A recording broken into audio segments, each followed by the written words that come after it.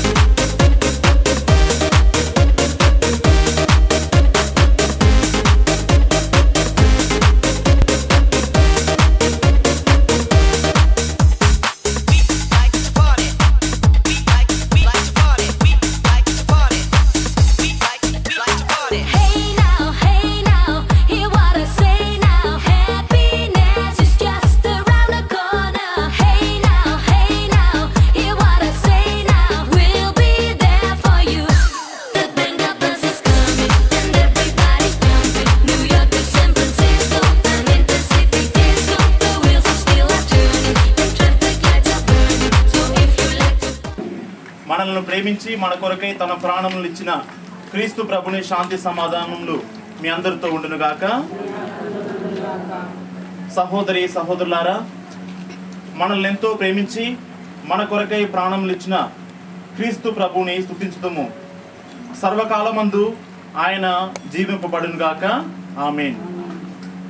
దేవునికి కృపా వరములు సర్వకాలములందును మనకు అవసరమని మీ అందరికీ తెలుసు. సహనము కలది, దయ కలది, అసూయ కానీ, డంబము కానీ, గర్వం కానీ ప్రేమకు లేవు. అమర్యాద కానీ, స్వార్థపరత్వం కానీ, కోప స్వభావం కానీ ప్రేమకు ఉండవు. ప్రేమ కీడినందు ఆనందింపదు, సత్యముననే అది ఆనందించును.